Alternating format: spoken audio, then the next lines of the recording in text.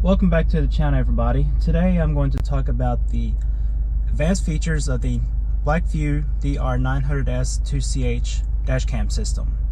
As I pointed out in the previous video, it is a 4K setup in the front camera and a 1920 by 1080 resolution setup for the rear camera. First of all, I want to talk about connectivity to the dashcam system. There are two options. You can connect to the dashcam through the hotspot that the dashcam actually supports, or you can connect the dashcam to like your home Wi-Fi hotspot or personal hotspot if you're on the go. For the second option, I decided to go to the Verizon store and get something called a Verizon jetpack. So there's a couple different ones you can get. This is one that still supports 3G and 4G. The new version they have only does like 4G. So if you're in an urban environment, it's good. So this is great for me because I'm always traveling around the state. I live in Newport News, so I go home to Southwest Virginia. I go through a bunch of rural areas, so this will allow me to connect to the internet with the dash cam, and I can use advanced features that way. The most difficult part about living with the hotspot is keeping it charged, so I have to strike a balance. So while I'm at home, I usually have it connected to my wireless internet. If I'm out and about, that's when I connect to the hotspot. The biggest problem for me personally that I have is I can't keep it connected at work facility, so they're going around scanning for Wi-Fi hotspots, and if they detect it, they'll shut you down. And also, that's kind of a double-edged sword. It's kind of bad I can't do that, but it will drain the hotspot and I'll be charging it every night. So usually while I'm at work, I keep it on airplane mode so I don't have to worry about struggling to keep it charged and I don't get in trouble with work. So there are any alternatives to a hotspot like the jetpack? Well, if you're a Verizon customer, there's a thing called the Hum-X that actually does hotspot functionality, and it plugs into your ODB 2 port, so you don't have to worry about charging it up.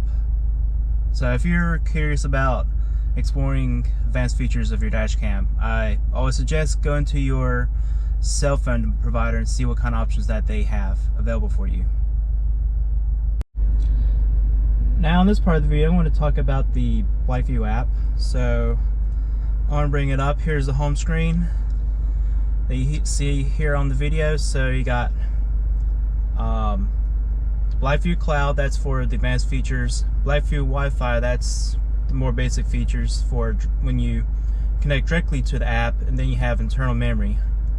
So internal memory, you can see all the videos that I've kind of recorded and saved. I can't go to the Wi-Fi because I'm using a hotspot, so it's easiest for me to go to BlackVue Cloud. So this is the main screen here for where you can see the list of your cameras. So let's go select on the camera, and then you can see that you can access all your camera settings if you're just going to connect to the camera's Wi-Fi. So you can do privacy, firmware settings, so you can set date and time,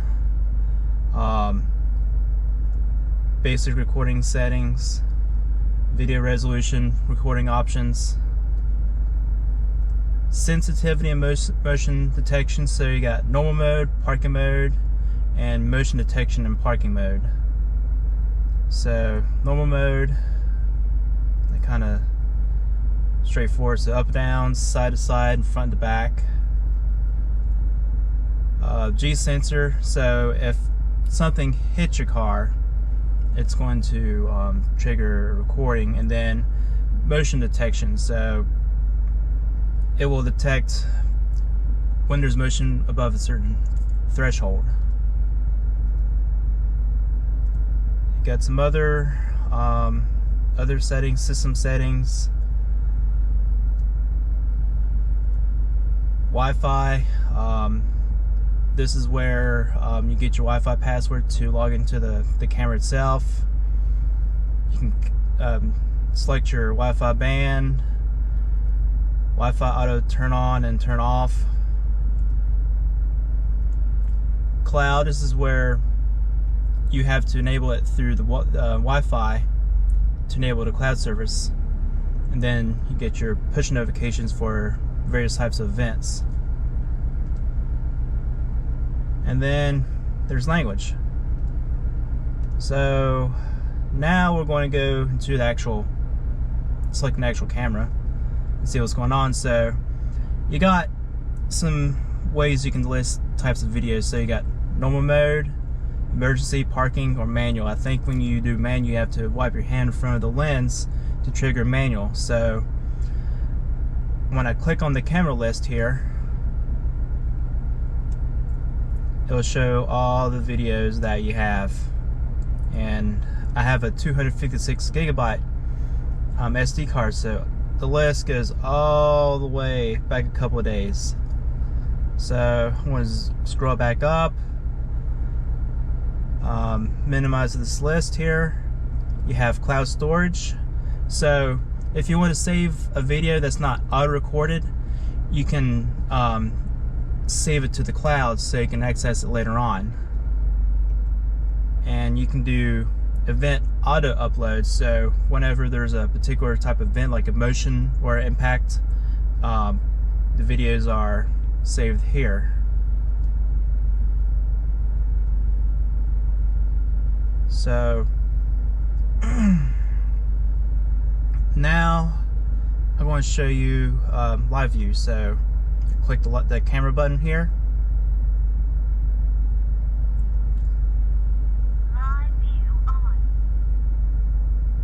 Now I have LifeView. So it's going to show your LifeView and your map, and this is going to be blurred out so you can't tell where I'm located. You can do a rear camera.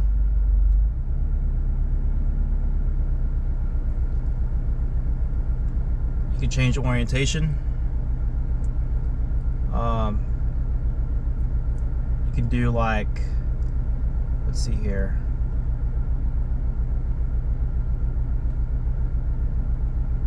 Yeah, there's like a actual Google Maps Earth view type thing. So exiting LifeView, and this button here, I'm not sure what it does, but I know that this button here, the one on the that I just pressed, will show you details of your last trip. So you can do map or satellite. So since I haven't gone anywhere, my current trip is just going to show a bunch of garbage, but it will show you the entire trip if you start at a different location every point you go to where you are parked. And this is the button on the far right is driving report. So this is for a fleet plan. So for this camera, if you have a fleet, you can get a special cloud subscription, and it'll allow you to have even more advanced features where you can, well, if you're in a live view, you can actually talk back and forth between more than one vehicle. So that was a quick overview of the advanced dashcam features. So now I want to show you some clips of the dashcam in parking mode, and I'll narrate and tell you what's going on. These first two clips show the dashcam detecting motion when cars pull into the driveway.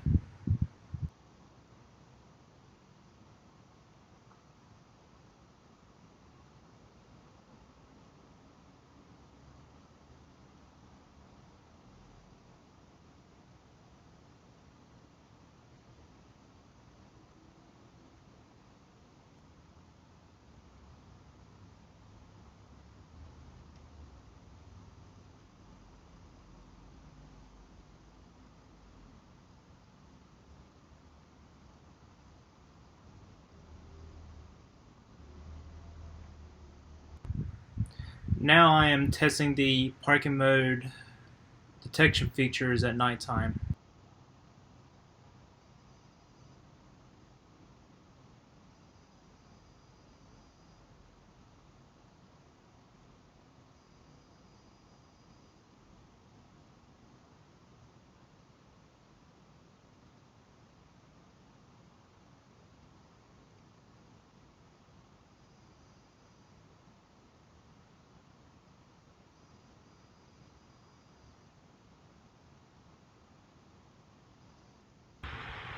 Even changes in lighting conditions at night can set off motion detection and parking mode.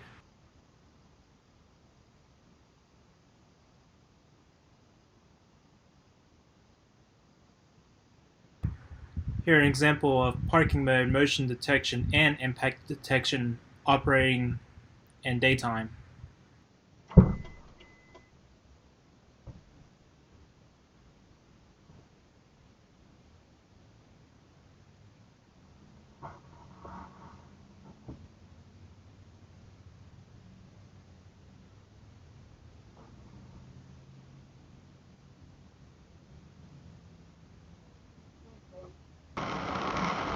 And finally, I want to show you that weather can also trigger recording during parking mode.